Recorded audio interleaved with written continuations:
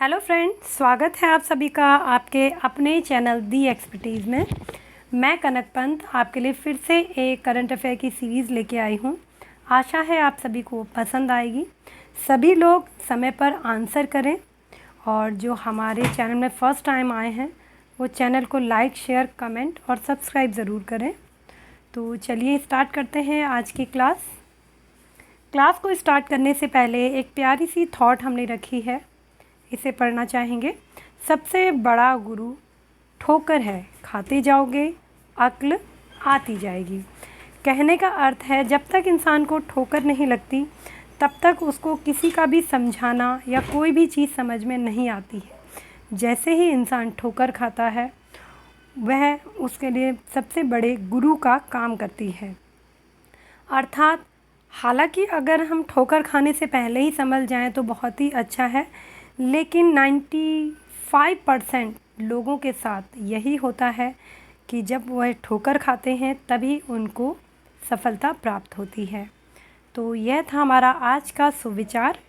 चलिए आगे प्रश्न उत्तर की सीरीज़ के साथ आगे बढ़ते हैं। सभी लोगों से अनुरोध है कि प्रश्न का उत्तर सही समय पर देने का कष्ट करें। 15 सेकंड का टाइम आप लोगों को दिया जाएगा, वो 15 सेकंड के अंदर आप प्रश्न का उत्तर देने का कष्ट करें। सबसे पहले आप ये देख रहे होंगे हमारे सामने एक प्रश्न रखा है, THDCIL के CMD का पदभार किसे सौंपा गया था। यह हमारा कल का प्रश्न है जो क्विज़ का प्रश्न था, जिसका आंसर था विजय गोयल। इसका आंसर था विजय गोयल। तो कई लोगों ने इसका बिल्कुल सही आंसर दिया था। इसके बारे में पहले हम पढ़ना चाहेंगे। THDC इंडिया लिमिटेड ने घोषणा की है कि विजय गोयल अध्यक्ष और प्रबंध निदेशक के रूप में पदभार ग्रहण करेंगे। वह 1990 में NHPC लिमिटेड के एक वरिष्ठ कार्मिक अधिकारी SPO के रूप में कंपनी में शामिल हुए थे। उनके पास मानव संसाधन प्रबंधन के क्षेत्र में 35 साल से अधिक वर्षों का अनुभव है। तो यह था हमारा कल का क्विज़ का प्रश्न। जो भी लोग हमसे नए जुड़े हैं शायद वह क्विज़ के प्रश्न के बारे में ना जानते हों, हम डेली एक क्वेश्चन क्विज़ में छोड़ते हैं जो उसका सही आंसर देता है, लाइव में ना देकर इसका आंसर आपको कमेंट बॉक्स में देना होता है। तो जो शुरू के 5 हमारे होते हैं एक्सपर्ट, उनके नाम हम अपने चैनल पे लिखते हैं।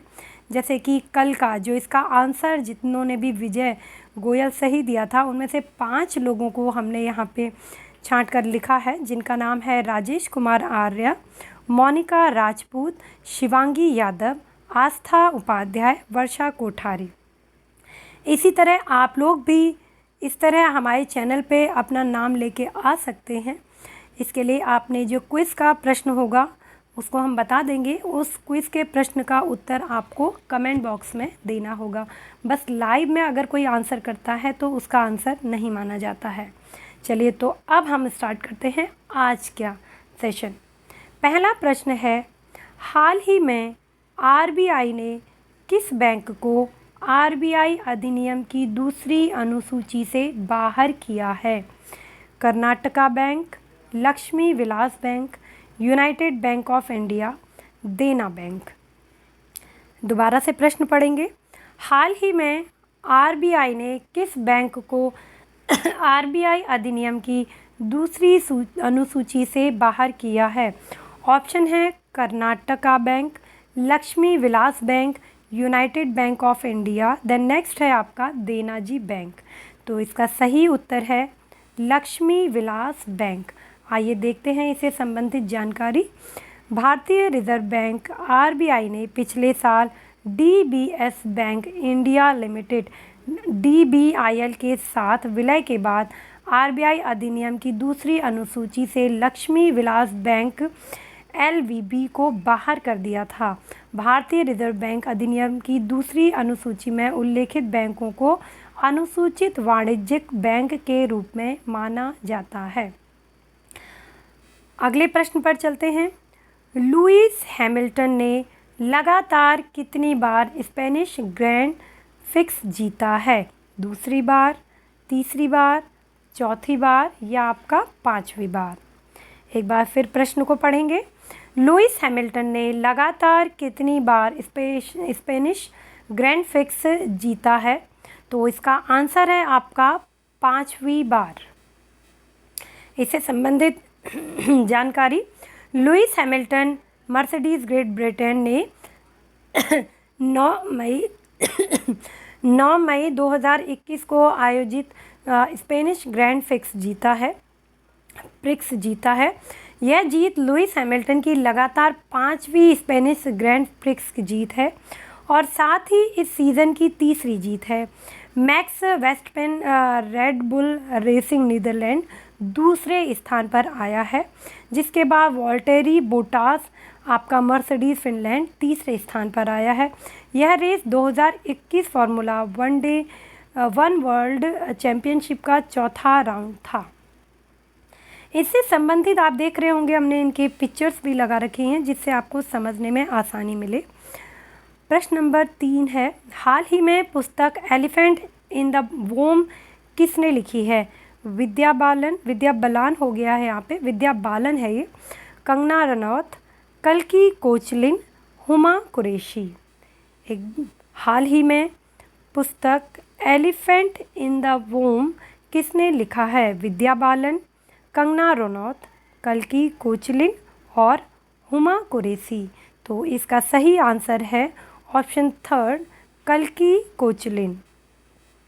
आइए इससे संबंधित जानकारी प्राप्त करते हैं। बॉलीवुड अभिनेत्री कल्कि कोचलिन अपनी पहली पुस्तक एलिफेंट इन द वोम के साथ एक लेखक के रूप में शुरुआत कर रही हैं। यह पुस्तक, जिसे अभी जारी किया जाना है, मातृत्व पर एक सचित्र नॉन फिक्शन पुस्तक है। यह वलेरिया पॉलिनचको द्वारा सचित्र और पेंगुइन रैंडम हाउस इंडिया द्वारा प्रकाशित किया गया है। यह पुस्तक गर्भवती माताओं और मातृत्व के बारे में सोचने वाली किसी भी महिला के लिए पालन पोषण के बारे में बताती है। अर्थात गर्भवती महिला उस समय क्या सोचती है, उसका कैसा पालन पोषण होना चाहिए, इन सभी चीज़ों के बारे में कल्कि ने इस पुस्तक में आपको विस्तार से बताया है। अगला प्रश्न, मैडन मैड्रिड ओपन महिला एकल का खिताब किसने जीता है? डेविड मेरियाना, एरिना सबैलेंका, एशले बर्टी या टोरा नीटर? मैडन मैड्रिड ओपन महिला एकल खिताब किसने जीता? तो इसका आंसर है आपका एरिना सबैलेंका। इससे संबंधित जानकारी, टेनिस में विश्व में 7वें नंबर पर बेलारूस की एरिना सबैलेंका ने विश्व की नंबर 1 टेनिस खिलाड़ी ऑस्ट्रेलिया की एशले बार्टी को हराया। ठीक है, एशले बार्टी को हराकर 2021 में मैड्रिड ओपन महिला एकल खिताब जीता। यह सबैलेंका का 10वां करियर WTA एकल खिताब, सीजन का दूसरा WTA खिताब और क्ले कोर्ट पर पहला खिताब है। मैड्रिड ओपन एक पेशेवर WTA टेनिस टूर्नामेंट है जो आउटडोर क्ले कोर्ट पर खेला जाता है। सबैलेंका ने ऑस्ट्रेलिया खिलाड़ी बार्टी को 6-0, 3-6, 6-4 से हराया है। हमारा अगला प्रश्न है, किसने सबसे अधिक आरोहियों के लिए अपना ही रिकॉर्ड तोड़ते हुए 25वीं बार माउंट एवरेस्ट पे चढ़ाई की है? रघुवाल बाका, कामी रीता, पवन प्रकाश, माइको नागर। किसने सबसे अधिक आरोहियों के लिए अपना ही रिकॉर्ड तोड़ते हुए, यानी कि खुद का ही रिकॉर्ड तोड़ते हुए इन्होंने 25वीं बार माउंट एवरेस्ट पर चढ़ाई की है? तो इसका आंसर है आपका कामी रीता। आइए इससे संबंधित जानकारी प्राप्त करते हैं। नेपाली पर्वतारोही कामी रीता ने दुनिया की सबसे ऊंची चोटी के सबसे अधिक आरोहियों के लिए अपना ही रिकॉर्ड तोड़ते हुए 25वीं बार माउंट एवरेस्ट की चढ़ाई की है। 51 वर्षीय रीता ने 1994 में एवरेस्ट पे पहली बार फतह की थी और तब से लगभग हर साल यह यात्रा कर रहे हैं। अगला प्रश्न, नाइट फ्रैंक द्वारा ग्लोबल प्राइमिंग रेजिडेंशियल इंडेक्स में नई दिल्ली ने कौन सा स्थान प्राप्त किया है? ध्यान रखिए, यहाँ पे नई दिल्ली के बारे में पूछा गया है। तो नई दिल्ली ने कौन सा स्थान प्राप्त किया है? 32वां, 34वां, 38वां या 40वां? आप सभी से अनुरोध है कि हमारे आंसर बताने से पहले आप लोग आंसर ज़रूर दें, जिससे आप अपने आप को एनालाइज कर सकें।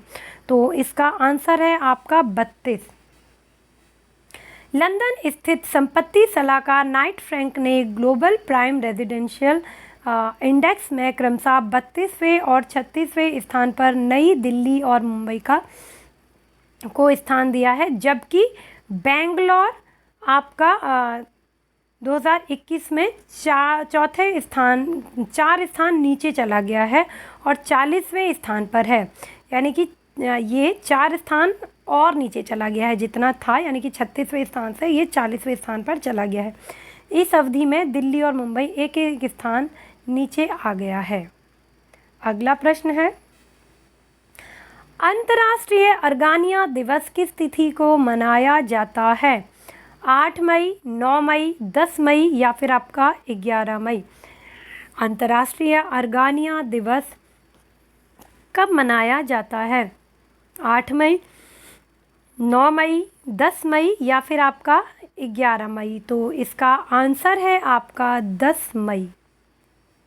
आइए इससे संबंधित जानकारी लेते हैं। इंटरनेशनल डे ऑफ अर्गानिया 2021 में संयुक्त राष्ट्र महासभा ने 10 मई को अंतर्राष्ट्रीय अर्गानिया दिवस घोषित किया। मार्को द्वारा प्रस्तुत संकल्प संयुक्त राष्ट्र के 113 सदस्य राज्यों द्वारा सह प्रायोजित था और सर्वसम्मति से अपनाया गया था। ऑर्गन ट्री देश के दक्षिण पश्चिम में मोरक्को के उप सहारा क्षेत्र की एक देसी प्रजाति है। तो ऑर्गन जो है ये आपका ऑर्गन ये ट्री है जिसके नाम पर यह दिवस मनाया जाता है, जो शुष्क और अर्ध शुष्क क्षेत्रों में उगती है। आगे बढ़ते हैं। मई 2021 में किस भारतीय को ग्रीन ऑस्कर के नाम से प्रसिद्ध व्हिटले पुरस्कार प्रदान की जाने की घोषणा की गई?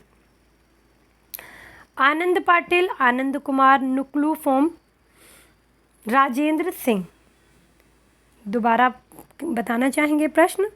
मई 2021 में किस भारतीय को ग्रीन ऑस्कर के नाम से प्रसिद्ध व्हिटले पुरस्कार प्रदान किए जाने की घोषणा की गई? आनंद पाटिल, आनंद कुमार, नुक्लू फोम, राजेंद्र सिंह? तो इसका आंसर है आपका नुक्लू फोम। इससे संबंधित जानकारी, मई 2021 में नागालैंड के प्रसिद्ध पर्यावरणविद नुक्लू फोम समेत 6 व्यक्तियों को व्हिटले पुरस्कार प्रदान किए जाने की घोषणा की गई थी। उन्हें यह पुरस्कार नागालैंड में एक बायोडाइवर्सिटी पीस कॉरिडोर की स्थापना के लिए दिया गया। यह पुरस्कार ग्रीन ऑस्कर के नाम से भी जाना जाता है। इसे प्रकृति संरक्षण के लिए ब्रिटेन की संस्था वीटल फंड फॉर नेचर द्वारा प्रदान किया जाता है। अगला प्रश्न, हाल ही में बिहार की शाही लीची किस देश को निर्यात की गई है? Britain, America, Japan, Pakistan?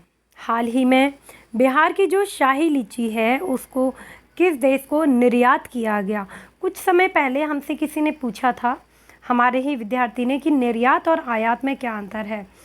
हालांकि उनको शायद वो जो उनको समस्या उत्पन्न हो रही थी शायद वो सॉल्व हो गई थी। हम फिर से यहाँ पे एक बार बता देना चाहेंगे, उनकी तरह अगर किसी को ये समझने में प्रॉब्लम होती है तो निर्यात होता है जो हमारे देश से दूसरे देश को चीज़ें जाती हैं। जैसे बिहार की शाही लीची आपकी जाती है ब्रिटेन को, लेकिन अगर दूसरे देश की कोई वस्तु, कोई फल फ्रूट या कोई भी चीज़ अगर हमारे देश में आती है तो उसे कहते हैं आयात। निर्यात मीन्स होता है जाना और आयात मीन्स होता है किसी देश की वस्तु का हमारे देश में आना। अगला प्रश्न से पहले इसका विस्तार देख लेते हैं।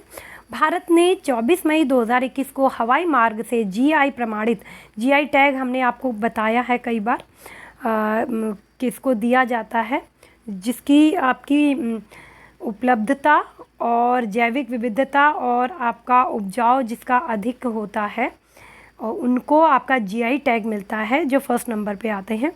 जीआई टैग प्रमाणित शाही लीची की पहली खेप बिहार से यूनाइटेड किंगडम यानी कि ब्रिटेन को निर्यात की है। बिहार लीची के उत्पादन में सबसे ऊपर है क्योंकि इसकी जलवायु अनुकूल है।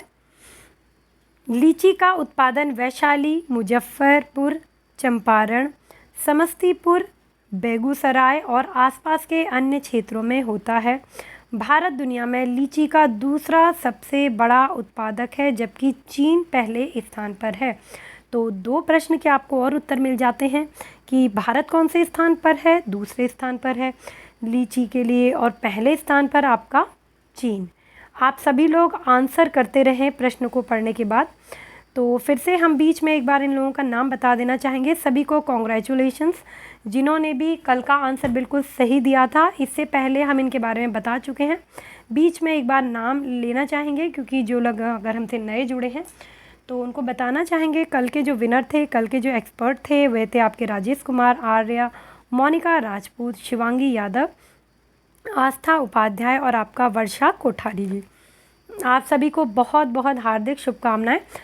इसके बाद आज का क्विज का क्वेश्चन है, उसको आप ध्यान से देखेंगे। उसका आंसर लाइव में नहीं देंगे, लाइव में ना देके कमेंट बॉक्स में उसका आंसर देंगे।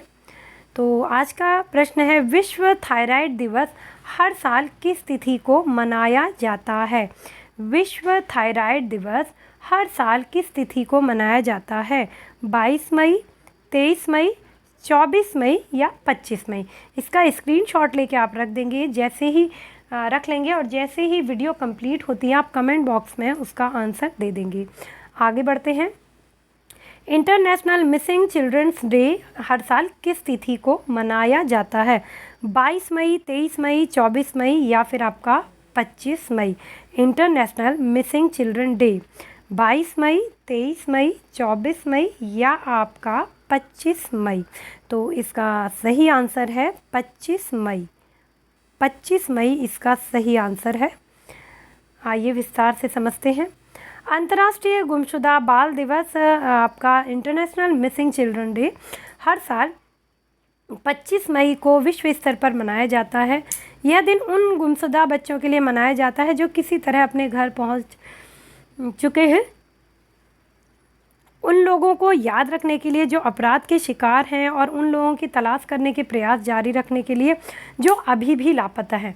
देखिए, जो गुमशुदा हुए थे लेकिन अपने घर आ चुके हैं, उनके लिए भी मनाया जाता है कि बहुत अच्छी बात है कि वो अपने घर वापस आए गए। और जो अभी तक तलाशे जा रहे हैं, जो प्राप्त नहीं हो पाए हैं, उनके लिए भी होता है। या किसी अपराध में, अगर अपराध के क्षेत्र में अगर कोई बच्चा चला जाता है तो उनके लिए भी ये दिवस मनाया जाता है। 25 मई को अब व्यापक रूप से मिसिंग चिल्ड्रन डे प्रतीक के रूप में जाना जाता है। अगला प्रश्न, मिशन ऑक्सीजन सेल्फ रिलायंस किसने लॉन्च किया है? दिल्ली सरकार ने, तमिलनाडु सरकार ने, असम सरकार ने या आपका महाराष्ट्र सरकार ने? ऑक्सीजन सेल्फ रिलायंस किसने लॉन्च किया है? दिल्ली सरकार, तमिलनाडु सरकार, असम सरकार या आपका महाराष्ट्र सरकार? तो इसका सही आंसर है आपका महाराष्ट्र सरकार। महाराष्ट्र सरकार आपका बिल्कुल सही आंसर है। महाराष्ट्र सरकार ने राज्य की ऑक्सीजन की ज़रूरतों को पूरा करने के लिए मिशन ऑक्सीजन सेल्फ रिलायंस योजना शुरू की है। इस योजना के तहत ऑक्सीजन उत्पादक उद्योगों को विशेष प्रोत्साहन दिया जाएगा। अगला प्रश्न, भारतीय राष्ट्रमंडल दिवस 2021 किस तिथि को मनाया गया? 2021 में किस तिथि को मनाया गया था आपका भारतीय राष्ट्रमंडल दिवस? 22 मई, 23 मई, 24 मई या आपका 25 मई? 22, 23, 24 या 25? आप लोग आंसर दीजिए। हाँ, फटाक से जल्दी से आंसर दीजिए। भारतीय राष्ट्रमंडल दिवस, तो इसका सही आंसर है आपका 24 मई। इसका सही आंसर है आपका 24 मई। विस्तार से समझने के लिए आगे बढ़ते हैं। राष्ट्रमंडल दिवस यानी कि कॉमनवेल्थ डे हर साल मार्च महीने के दूसरे सोमवार को मनाया जाता है। हालांकि भारत में एक अन्य राष्ट्रमंडल दिवस 24 मई को भी मनाया जाता है। वैसे हर साल मार्च महीने के दूसरे सोमवार को मनाया जाता है।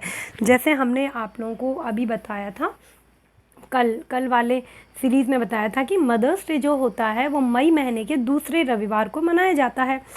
ऐसे ही हर साल मार्च महीने के दूसरे सोमवार को आपका कॉमनवेल्थ डे मनाया जाता है। लेकिन भारत में एक अन्य राष्ट्रमंडल दिवस 24 मई को भी मनाया जाता है। इसे एम्पायर डे के रूप में भी मनाया जाता है। राष्ट्रमंडल दिवस भारत और ब्रिटेन के अन्य उपनिवेशों में ब्रिटिश साम्राज्य के गठन की याद दिलाता है। इस वर्ष राष्ट्र दिवस की थीम है एक साझा भविष्य प्रदान करना, डिलीवरिंग अ कॉमन फ्यूचर।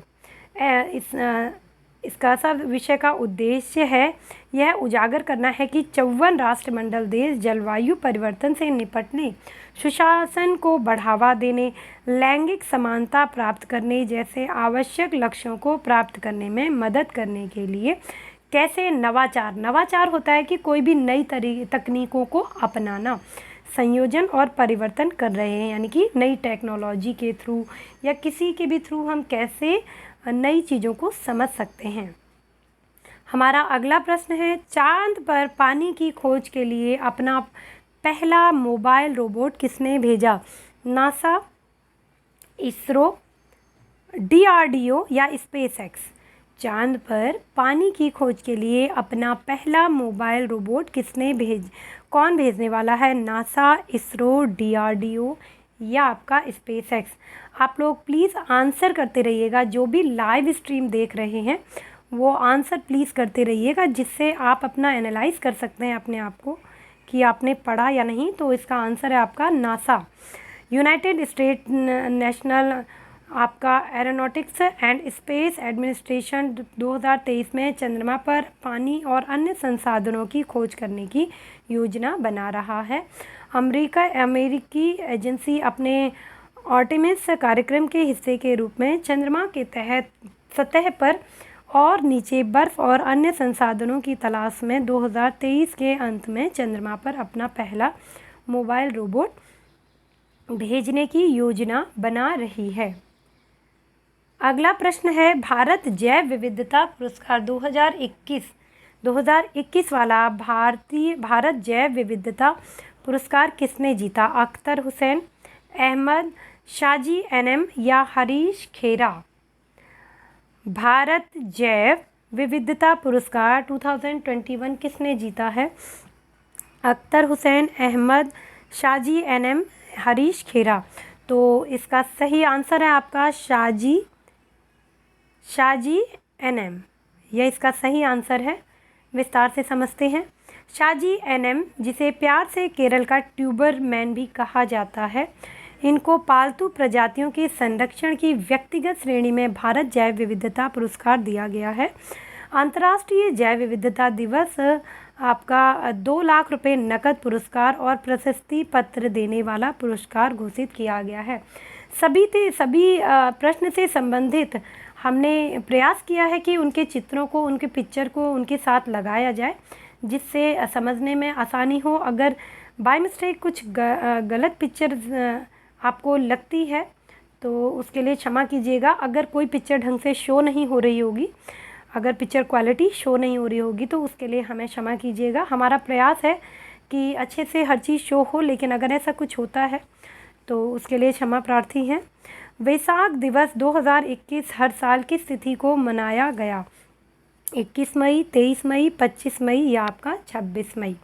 वैशाख दिवस 2021 कब मनाया गया? 21 मई, 23 मई, 25 मई और आपका 26 मई। तो इसका आंसर है, आप लोग फटाफट आंसर भी देते रहिए, क्योंकि जो भी लाइव है उनके लिए आंसर देना बहुत ज़रूरी है, जो अपने आप को एनालाइज कर सकते हैं। रिकॉर्ड बाद में देखने वाले के लिए ये होगा कि आंसर हम तक नहीं पहुंच पा रहा, लेकिन जो अभी आंसर दे रहे हैं उसका लाइव हम देख रहे हैं, तो आप लोग आंसर दीजिए प्लीज़। तो इसका आंसर है आपका 26 मई। वैशाख दिवस 2021 विश्व स्तर पर 26 मई को मनाया गया। वैशाख पूर्णिमा का दिन दुनिया भर के बौद्ध के लिए सबसे पवित्र दिन माना गया है, जिसे बुद्ध पूर्णिमा भी कहते हैं आपका। इस दिन भगवान गौतम बुद्ध को ज्ञान की प्राप्ति हुई थी। संयुक्त राष्ट्र संघ द्वारा प्रतिवर्ष इस दिवस को मनाया जाता है। हालांकि पूर्णिमा की वजह से इसकी डेट आगे पीछे हो जाती है, क्योंकि जिस दिन आपका पूर्णिमा होती है उसी हिसाब से इस दिन को मनाया जाता है। आगे बढ़ते हैं। जिनेवा ओपन टेनिस में पुरुष एकल खिताब किसने जीता? ओटते, केविन ओलिएट, कैस्पर रूड या एलिस फरेरा? दोबारा से प्रश्न पढ़ेंगे, आप लोग जल्दी जल्दी आंसर दीजिए। जिनेवा ओपन टेनिस में पुरुष एकल खिताब किसने जीता है? ओटते, केविन ओलिएट, कैस्पर रूड या आपका एलिस फरेरा? तो इसका आंसर है आपका कैस्पर रूड। नॉर्वे के कैस्पर रूड ने डेनिस शापोवालोव पर 7-6, 6-4 से जीत के साथ एटीपी जिनेवा ओपन फाइनल जीता है। जिनेवा में जीत का मतलब है कि नॉर्वे की दुनिया की 21वीं नंबर की खिलाड़ी पेरिस में शीर्ष 16 सीड में शामिल होने जा रही है। सभी क्ले कोर्ट इवेंट्स में एक दूसरे करियर के खिताब ने रूड के रिकॉर्ड को फाइनल में 2-2 से ऊपर उठा दिया। 22 वर्षीय, बताइए इतनी छोटी सी उम्र में इतने बड़े बड़े लोग कीर्तिमान हासिल कर लेते हैं। 22 वर्षीय आपके नॉर्वेजियन का पिछला खिताब पिछले साल ब्यूनस आयर्स में जीता था। आगे बढ़ते हैं। इजराइल के अगले मोसाद प्रमुख कौन बने हैं? होकरोवादी, डेविड बार्निया या केनेवारो या नदारिया वेनो? थोड़े नाम इनके ऐसे होते हैं कि नाम लेने में भी ऐसा लगता है कि कुछ प्रोनाउंसिएशन गलत ना हो जाए। प्रश्न है आपका, इजराइल के अगले मोसाद प्रमुख कौन बने हैं? होकरोवादी, डेविड बार्निया, केनोवारो या नदारिया वेनो? क्वेश्चन नंबर 18 का आंसर है आपका डेविड बार्निया। इजराइल के प्रधानमंत्री बेंजामिन नेतन्याहू ने डेविड बार्निया को देश के जासूसी एजेंसी मोसादो का नया प्रमुख नियुक्त किया है। इसमें पिक्चर गलत लग गई है, इसके लिए हम क्षमा चाहते हैं। बाय मिस्टेक पीछे की पिक्चर यहाँ पे लग गई है, इसके लिए हम आप लोगों से माफ़ी चाहेंगे। लंबे समय से मोसाद के एक पूर्व सदस्य बार्निया 1 जून में इजराइल की खुफिया एजेंसी के प्रमुख के रूप में योसी कोहेन के स्थान लेंगे। कोहेन ने 2016 में पदभार ग्रहण करने के बाद से इजराइल के जासूस के रूप में कार्य किया है। हम फिर से बता देना चाहेंगे, यहाँ पे पिक्चर ये गलत लग गई है, पहले क्वेश्चन की पिक्चर लग गई है, उसके लिए हम क्षमा चाहेंगे आपसे। लेकिन उत्तर और आपका विस्तार बिल्कुल सही है। अगला प्रश्न है हाल ही में डॉक्टर हर्षवर्धन ने कौन सी विश्व स्वास्थ्य सभा की अध्यक्षता की? 71वीं, 72वीं, 73वीं या 74वीं? Question number 19। हाल ही में हर्षवर्धन ने कौन सी विश्व स्वास्थ्य सभा की अध्यक्षता की? 71वीं, 72वीं, 73वीं या फिर आपका 74वीं? तो इसका आंसर है आपका 74वीं। डी आंसर यानी कि 4 इसका करेक्ट आंसर है। केंद्रीय स्वास्थ्य और परिवार कल्याण मंत्री WHO कार्यकारी बोर्ड के अध्यक्ष डॉक्टर हर्षवर्धन ने वर्चुअल मोड पर 74वीं विश्व स्वास्थ्य सभा की अध्यक्षता की। डॉक्टर हर्षवर्धन के अनुसार कार्यकारी बोर्ड के आगे के प्रयासों के लिए कहा है, जो सोविक्स सुविधा के तहत कोविड-19 टीकों के निष्पक्ष और समान पहुंच सुनिश्चित कर सकते हैं। विश्व स्वास्थ्य संगठन के महानिदेशक डॉक्टर टेड्रोस ने भी इस कार्यक्रम में भाग लिया। आगे बढ़ना चाहेंगे। NPCI ने व्यापारियों को संपर्क रहित भुगतान स्वीकार करने में मदद करने के लिए किसके साथ भागीदारी की है? पेकोर 2 में टाइप हो गया है, कोई बात नहीं। पेटीएम या पेफोन? फटाफट इसका आंसर दे दीजिए। पेकोर, पेटीएम या फिर आपका पेफोन? तो इसका आंसर आपका पहला और दूसरा दोनों ही सेम है। तो ए अभी या पहला दूसरा जो भी आप आंसर कर रहे हैं ये दोनों सेम है। तो पे कोर इसका आंसर है। छोटी मोटी मिस्टेक्स हो जाती हैं,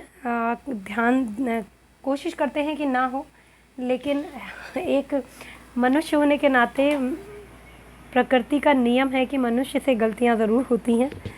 उसको ध्यान में ना रखते हुए बस ये ध्यान में रखने की कोशिश करिएगा कि प्रश्न और उत्तर किस तरह के हैं। तो चलिए इसको समझते हैं। भारतीय राष्ट्रीय भुगतान निगम ने पूरे देश में कैशलेस भुगतान चलाने के लिए आपका सॉफ्ट POS के प्रमाणित भागीदारों में से एक के रूप में तुर्की के वैश्विक भुगतान समाधान कंपनी पेकोर के साथ भागीदारी की है। आपका सॉफ्ट पोस व्यापारियों को केवल अपने मोबाइल फ़ोन के साथ कॉन्टैक्टलेस कार्ड, मोबाइल वॉलेट और वियरेबल्स से सुरक्षित रूप से भुगतान स्वीकार करने में सक्षम बनाता है। अगला प्रश्न है, गूगल ने किस शहर में अपना पहला फिजिकल रिटेल स्टोर खोला है? आप सभी लोग आंसर ज़रूर दें। हाँ, न्यूयॉर्क, जापान, चीन या भारत। ज़्यादा से ज़्यादा लोग यहाँ पर आंसर करें। गूगल ने किस शहर में अपना पहला फिजिकल रिटेल स्टोर खोला है? न्यूयॉर्क, जापान, चीन या आपका भारत। तो इसका आंसर है आपका न्यूयॉर्क। गूगल ने न्यूयॉर्क में अपना पहला फिजिकल रिटेल स्टोर खोलने की घोषणा की है, जहां ग्राहक इसके हार्डवेयर और सेवाओं का मददगार तरीके से अनुभव कर सकते हैं। एप्पल स्टोर की तरह ही चेल्सी में गूगल स्टोर 2021 की गर्मियों में लोगों के लिए अपने दरवाजे खोलेगा। अगला प्रश्न है, सच कहूँ तो नामक किसकी आत्मकथा है? आत्मकथा अर्थ है मीन्स अपने बारे में जो लिखता है, आप बीती ऑटोबायोग्राफी। सोनू सूद, रवीश कुमार, हेमा मालिनी या फिर आपका नीना गुप्ता। सच कहूँ तो नामक आत्मकथा, तो ये आत्मकथा किसकी है? ये है नीना गुप्ता की आत्मकथा।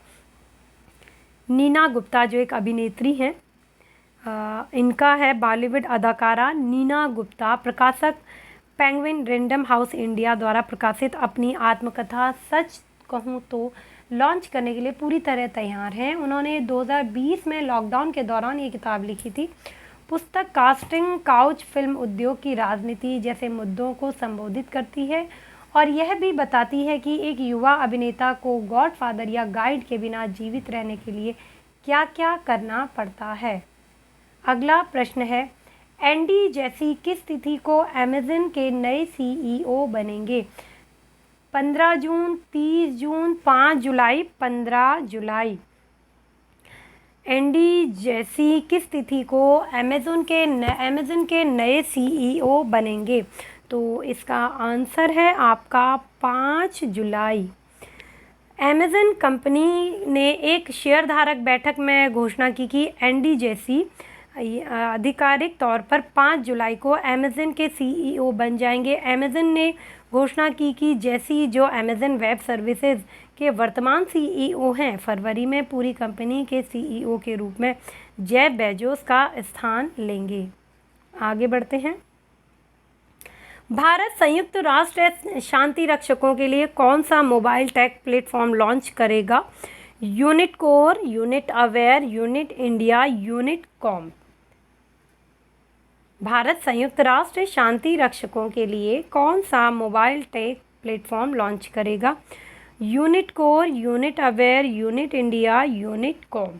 तो इसका आंसर है आपका unit aware, option number 2। Bharat संयुक्त राष्ट्र शांति सैनिक के लिए ड्यूटी के दौरान उनकी सुरक्षा में सुधार के लिए एक mobile take platform unit aware launch कर रहा है।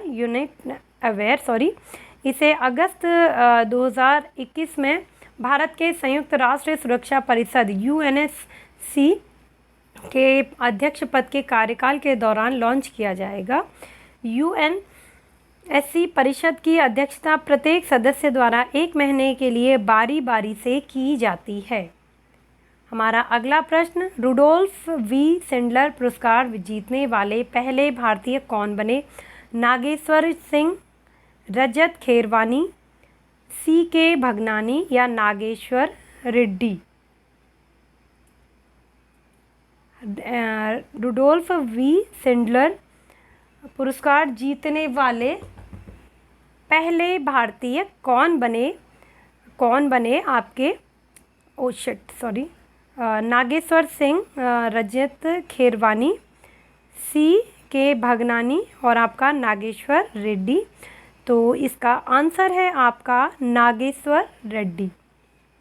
पद्म भूषण पुरस्कार से सम्मानित और प्रसिद्ध gastroenterologist doctor D Nageshwar Reddy, जो AIG अस्पतालों के अध्यक्ष भी हैं, ने American society of gastrointestinal endoscopy से एडोल्फ वी शिंडलर पुरस्कार जीता है। एडोल्फ वी शिंडलर अवार्ड प्रतिष्ठित क्रिस्टल अवार्ड्स में सर्वोच्च श्रेणी है, जिसका नाम डॉक्टर शिंडलर के नाम पर रखा गया है, जिन्हें गैस्ट्रोस्कोपी का जनक माना जाता है। अगला प्रश्न, हाल ही में पृथ्वी प्रणाली वेधशाला विकसित करने के लिए नासा ने किसके साथ साझेदारी की है? प्रश्न नंबर 26, हाल ही में पृथ्वी प्रणाली वेधशाला विकसित करने के लिए नासा ने किसके साथ साझेदारी की है? DRDO, इसरो, स्पेसएक्स या आपका गार्गी? तो इन्होंने किसके साथ साझेदारी की है? तो वह है इसरो के साथ इन्होंने अपनी साझेदारी की है। इसके बारे में विस्तार से जानेंगे। ये इसरो की पिक्चर फ़िलहाल हमारे बैकग्राउंड की पिक्चर से काफ़ी मेल खा रही है, जिसकी वजह से वो पिक्चर आपको अच्छे से शो नहीं हो रही होगी। अमेरिकी अंतरिक्ष agency national aeronautics and space administration जलवायु परिवर्तन और आपदा न्यूनीकरण से संबंधित प्रयासों को कम करने के लिए पृथ्वी प्रणाली वेधशाला नामक एक नई प्रणाली विकसित कर रही है। नासा ने भारतीय अंतरिक्ष अनुसंधान संगठन के साथ की साझेदारी की है, जो NASA ISRO synthetic aperture radar प्रदान करेगी। वेधशाला के पहले मिशनों में से एक पथदर्शी के रूप में पृथ्वी की सतह में परिवर्तन मापने के लिए NISAR को 2 रडार सिस्टम ले जाएगा। आगे बढ़ते हैं।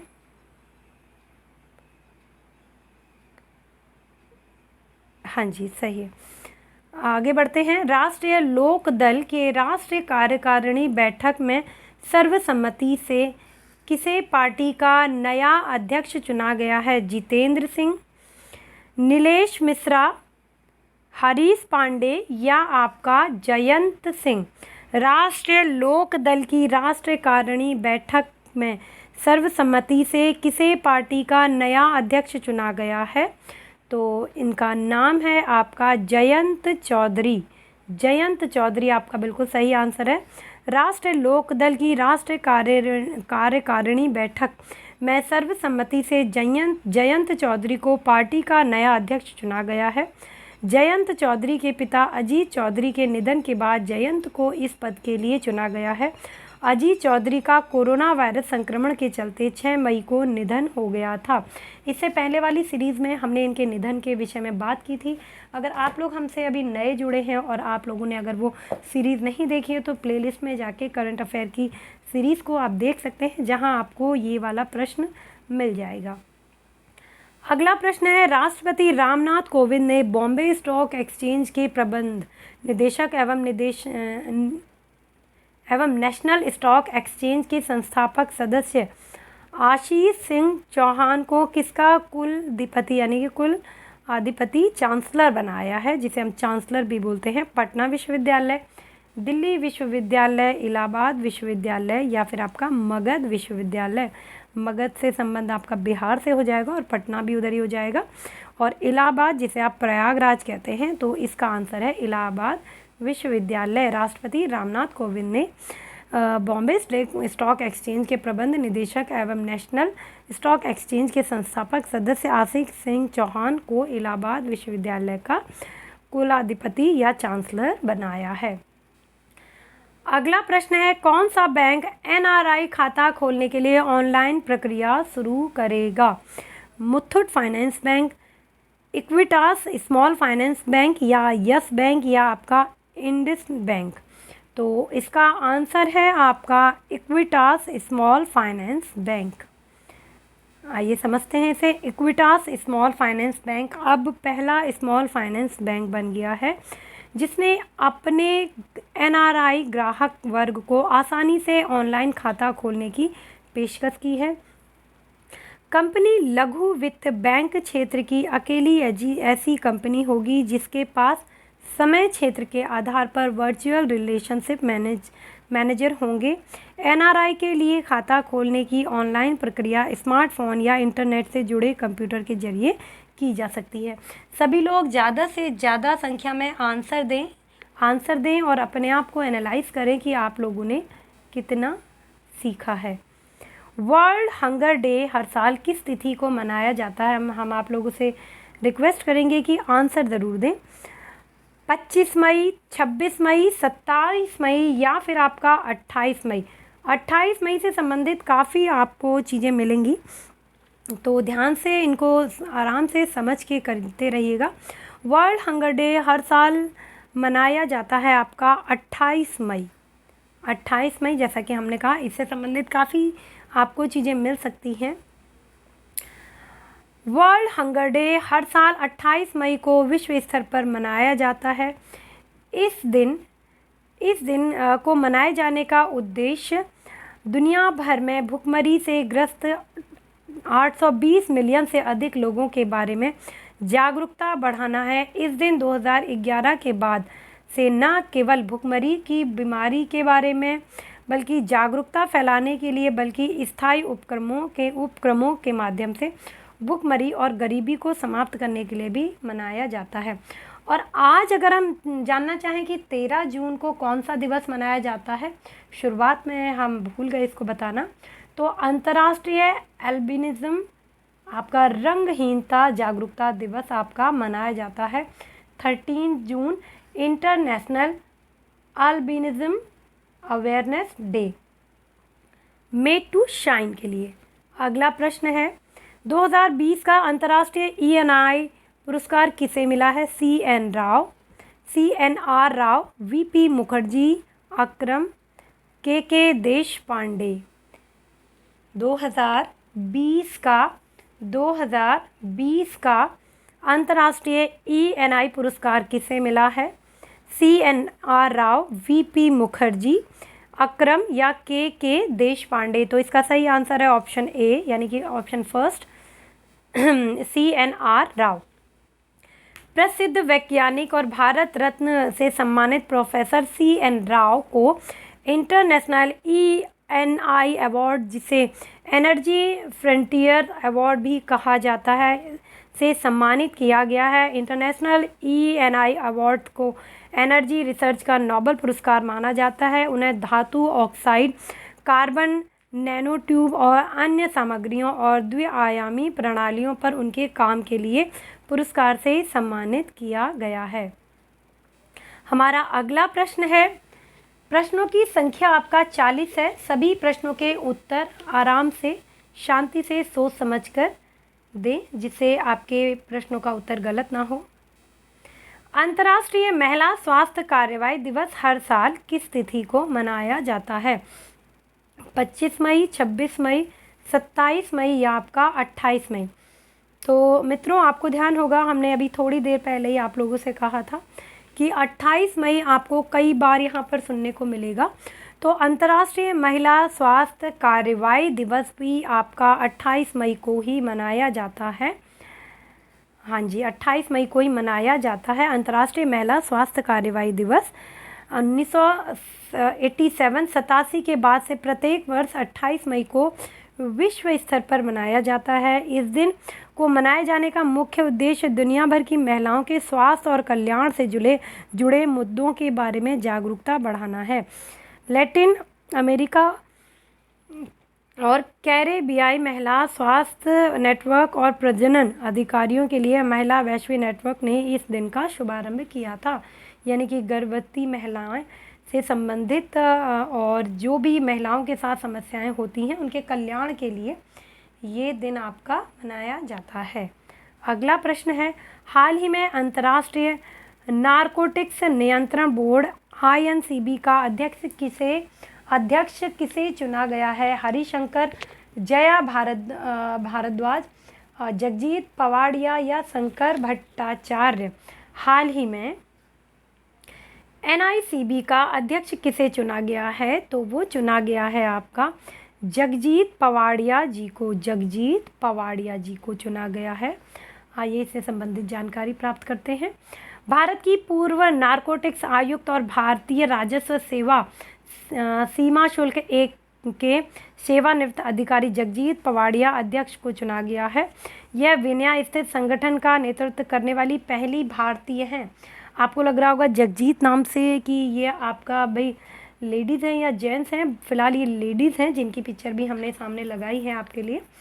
हाँ जी, ये और इस पद को संभालने वाली ये दूसरी महिला हैं। जगजीत पवाड़िया को अंतर्राष्ट्रीय नारकोटिक्स नियंत्रण बोर्ड का आपका चुना गया है आयुक्त भारतीय राजस्व सेवा के अध्यक्ष के रूप में चुना गया है। अगला प्रश्न है, भारत की पहली महिला उड़ान परीक्षण इंजीनियर कौन बनी है? माहिरा खान, आश्रिता वी ओलेटी या कोहली विद्याश्री या फिर आपका हिरेश धनश्री। भारत की पहली महिला उड़ान परीक्षण इंजीनियर कौन बनी है? तो मित्रों वो बनी है आपकी Ashrita V Oleti. Squadron leader Ashrita V Oleti भारतीय वायुसेना में इस भूमिका के लिए योग्य पुलिस पहली और एकमात्र महिला हैं और एक उड़ान परीक्षण इंजीनियर के रूप में वह सशस्त्र बलों में शामिल होने से पहले विमान और हवाई प्रणालियों के मूल्यांकन के लिए जिम्मेदार होंगी।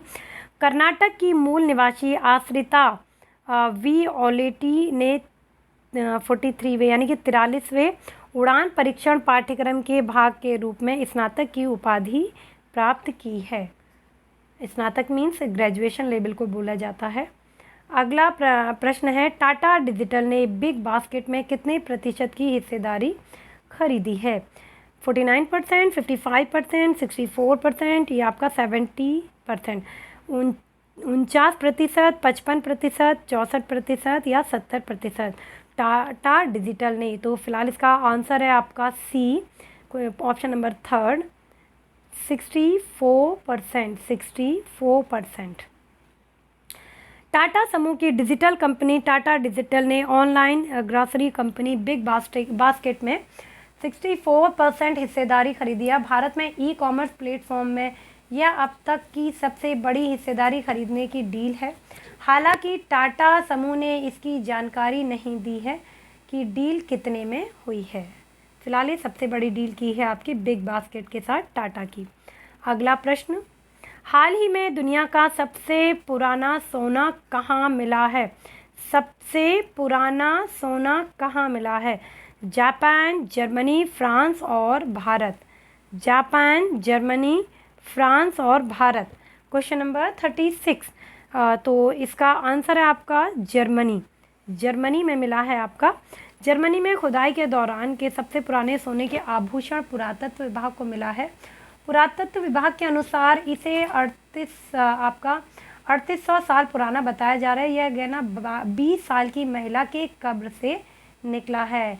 यानी कि हालांकि यहाँ पर तो हम उस की पिक्चर हमको मिल नहीं पाई थी तो हम नहीं शो कर पाए, बट उसके बारे में हम बता देना चाहेंगे कि वह एक इस टाइप का गहना मिला है कि जिसकी कब्र से वो मिला है। उससे अनुमान लगाया जाता है कि उस महिला की उम्र 20 साल बताई जाती है जब उसने उस आभूषण को ग्रहण किया था।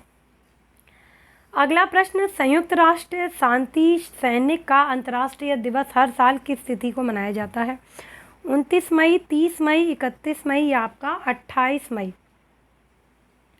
संयुक्त राष्ट्र शांति सैनिकों का अंतर्राष्ट्रीय दिवस, क्वेश्चन नंबर 37 का आंसर है आपका।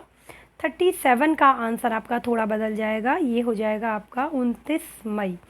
संयुक्त राष्ट्र शांति सैनिकों का अंतर्राष्ट्रीय दिवस, international day of United national peacekeepers प्रतिवर्ष आपका 29 मई को मनाया जाता है। यह दिन उन सभी पुरुषों और महिलाओं को श्रद्धांजलि देने के लिए मनाया जाता है जिन्होंने अपने उच्च स्तर के व्यावसायिकता, समर्पण और साहस के लिए संयुक्त राष्ट्र शांति अभियानों में सेवा जारी रखने और उन लोगों की स्मृति का सम्मान करने के लिए जिन्होंने शांति के लिए अपनी जान गंवाई। ओके, पेस कीपर है, सॉरी हमने ध्यान नहीं दिया। तो international day of United national piece keeper. Piece keeper क्या होता है? जब पीस होता है, जो चीज़ शांति के लिए होती है, तो उसे कहा जाता है पीस। ये देखिए, इसके संबंधित पिक्चर भी लगी है। मई 29, 2021 में इंटरनेशनल डे ऑफ आपका पीस कीपर। तो एमनेस्टी अंतर्राष्ट्रीय दिवस हर साल किस तिथि को मनाया जाता है? 29 मई, 26 मई, 27 मई, 28 मई। कई बार जल्दीबाजी में प्रोनाउंसिएशन में हम गड़बड़ कर जाते हैं, चाहे वो हिंदी का हो या इंग्लिश का हो, तो उसमें थोड़ा सा अगर आप उसे इग्नोर करें, क्योंकि जल्दीबाजी में या ज़्यादा क्वेश्चंस स्पीड में लेने की वजह से कभी हो जाता है कि प्रोनाउंसिएशन में गड़बड़ हो जाती है। बस आप ध्यान रखिएगा कि प्रश्न और उत्तर बिल्कुल सही आए, और कोशिश हम करते हैं कि उसको रिपीट करके सही कर दें। अगर बाय मिस्टेक गलत हो जाता है तो प्लीज़ उसके लिए सॉरी। एमनेस्टी अंतर्राष्ट्रीय दिवस हर साल किस तिथि को मनाया जाता है? Question number 38। क्वेश्चन नंबर 38 का आंसर होगा आपका 28 मई। एमनेस्टी इंटरनेशनल डे हर साल 28 मई को मनाया जाता है, क्योंकि इसी दिन 1961 यानी कि 1961 में लंदन में इस गैर सरकारी संगठन की स्थापना की गई थी। एमनेस्टी इंटरनेशनल की स्थापना 28 मई 1961 को लंदन के वकील पीटर बेनेसन द्वारा ब्रिटिश अखबार द ऑब्जर्वर में द फॉरगॉटन प्रिजनर्स लेख के प्रकाशन के बाद की गई थी। अगला प्रश्न है आपका, IBF का नाम बदलकर क्या रखा गया है? International broadcasting foundation, Indian behaviour foundation, Indian broadcasting and digital foundation, या इंडियन बेस्ट डिजिटल फाउंडेशन। देखिए, अगर आप ध्यान से देखेंगे तो प्रश्न आपके मिलते जुलते हैं, इसलिए ध्यान से आंसर करिएगा। IBF का नाम बदल के क्या रखा गया है? International broadcasting foundation, Indian behaviour foundation, Indian broadcasting and digital foundation, यही इसका सही आंसर है। ब्रॉडकास्ट के शीर्ष निकाय इंडियन ब्रॉडकास्टिंग फाउंडेशन का नाम बदलकर इंडियन ब्रॉडकास्टिंग फाउंडेशन का नाम बदलकर Indian broadcasting and digital foundation किया जा रहा है, क्योंकि यह सभी डिजिटल खिलाड़ियों को एक छत के नीचे लाने के लिए डिजिटल प्लेटफॉर्म का कवर करने के लिए अपने दायरे का विस्तार करता है। IBDF डिजिटल मीडिया से संबंधित सभी मामलों को संभालने के लिए एक नई पूर्ण स्वामित्व वाली सहायक कंपनी बनाने की प्रक्रिया में है। आगे बढ़ते हैं। दुनिया के सबसे बड़े संग्रहालय लूव्र संग्रहालय की पहली महिला अध्यक्ष कितने साल बाद बनी? ये आपका अंतिम प्रश्न है। 220, 228, 232 या 240। दुनिया के सबसे बड़े संग्रहालय लूव्र संग्रहालय की पहली महिला अध्यक्ष कितने साल बाद बनी है?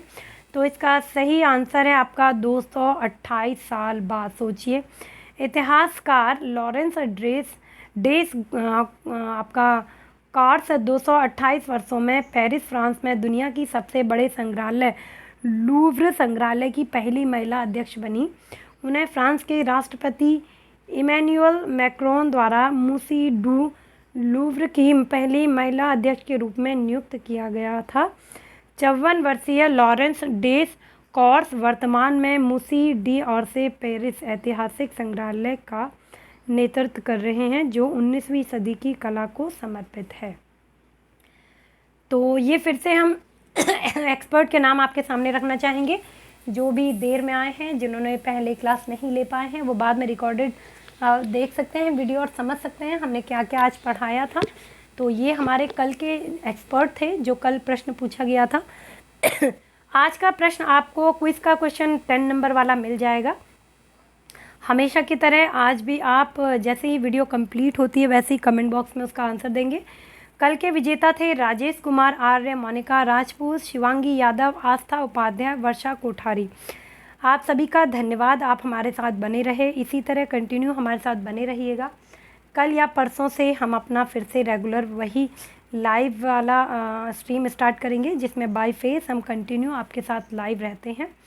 2 या 3 क्लासेस कंटिन्यू लेंगे। अब कोशिश करेंगे कि 1 बजे वाली क्लास भी दोबारा स्टार्ट करें, क्योंकि लॉकडाउन खुल गया है तो कभी ना कभी जल्दी से जल्दी आपकी एग्ज़ाम की डेट भी जल्दी ही आ जाएंगी, जिससे आपको तैयारी करने में आसानी हो। कोशिश करेंगे कि जल्दी से जल्दी आपकी क्लासेस रेगुलर फिर से स्टार्ट की जाए। ठीक है, आप सभी का बहुत बहुत धन्यवाद हमारे साथ जुड़े रहने के लिए। कल फिर से आप लोगों के लिए करंट अफेयर की सीरीज़ लेके आएंगे और कोशिश यही रहेगी कि कल लाइव स्ट्रीम रहे। सभी का धन्यवाद। और जो भी हमारे साथ चैनल में नए जुड़े हैं, अगर आपको वीडियो पसंद आई हो तो चैनल को लाइक, शेयर, सब्सक्राइब करना ना भूलें। मित्रों, मिलते हैं नेक्स्ट वीडियो में। तब तक के लिए धन्यवाद।